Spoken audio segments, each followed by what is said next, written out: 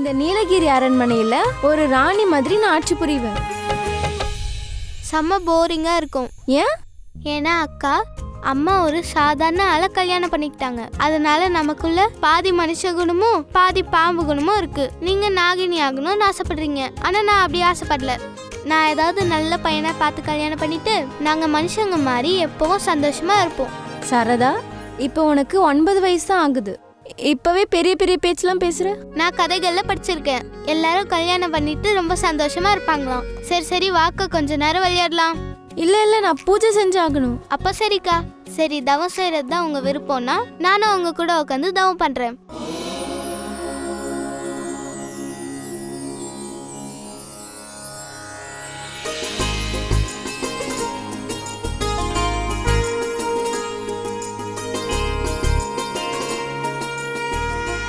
அதுக்கப்புறம் நாங்க பெரியவங்களாயிட்டோம்.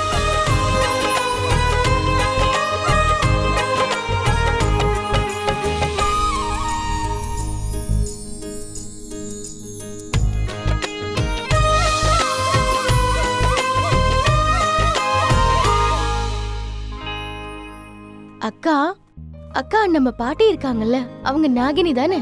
அவங்களுக்கு என்ன ஆச்சு? அவங்க இறந்துட்டாங்க. ஆனா இவங்களோட 60வது வயசுல சித்ரா பௌர்ணமி அன்னைக்கு என்னோட தவம் முழுமை அடைஞ்சதுக்கு அப்புறம் எனக்கு இவங்களோட வரமும் இவங்களோட நாகமணியும் கிடைக்கும். அது என் கூடவே இருக்கும். அது என்னோட நாபில இருக்கும். எவ்ளோ பெரிய நாகமணி, அதுவும் உங்க நாபில இருக்குமா? அப்போ உங்க வயிறு வீங்கி பெருசாயிடும். அந்த நாகமணி ரொம்ப சக்தி வாய்ந்தது. அது நமக்குள்ள போனதும் ஒரு கடுகு மாதிரி இவ்ளோ சின்னதாயிடும். அது எனக்குள்ள இருக்கிறத வேற யாராலையும் பார்க்க முடியாது. சரிக்கா, பூஜை முடிஞ்சிருச்சுல, நான் கிளம்புறேன். பரமேஸ்வரா, என்னோட தங்கச்சிக்கு கொஞ்சமாவது அறிவை கொடு. நீ தினமும் சிவனுக்கு பூஜை பண்ணா நீ எப்படிப்பட்ட பையன் வேணும்னு ஆசைப்படுறியோ அதே மாதிரி கிடைப்பான். சிவபெருமானே, நான் உங்களுக்கான பூஜைய பண்ணிட்டேன், ஆனா பையன் கிடைக்கவே இல்லையே. என் அக்கா சேஷநாகினி ஆயிடுவாங்க, அப்புறம் அவங்களுக்கும் பூஜை பண்ணுவேன். என் அக்காவாவது நான் ஆசைப்பட்டதை கொடுக்கறாங்களான்னு பாக்கலாம்.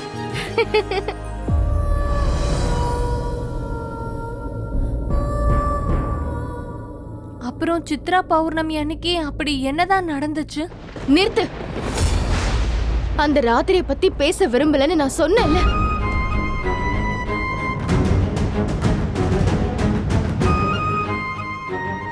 இது ரொம்ப தப்பு. நாம சேஷநாகினியை இப்படியே விட்டுற முடியுமா? நாம அவங்கள நீலகிரி மலையடி வாரத்துல இருக்கிற அரண்மனைக்கு நாம கூட்டிட்டு போகணும். ஆனா சேஷநாகினி அங்க போக விரும்பலன்னு எனக்கு தெரியும். ஆனா நாம அவங்க உயிரை காப்பாத்தி தான் ஆகணும். அப்படின்னா ஒரே ஒரு வழிதான் இருக்கு. என்னைக்கும் அதே மாதிரி இரவுதான்.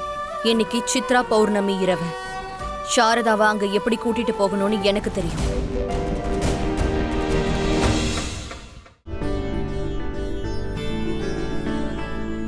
சாரதா, சாரதா, சாரதா.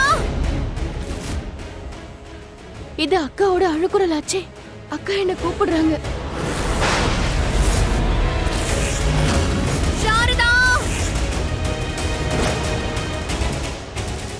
அம்மா கொடுப்பா.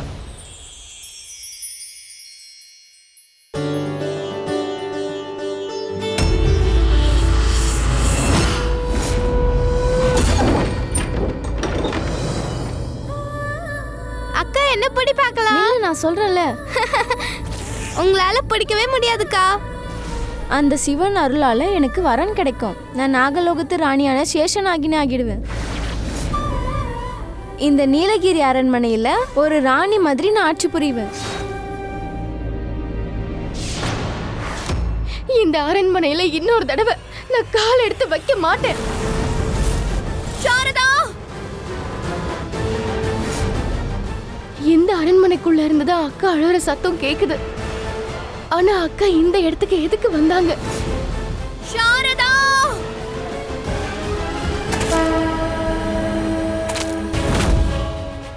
எங்க இருக்கீங்க? அக்கா!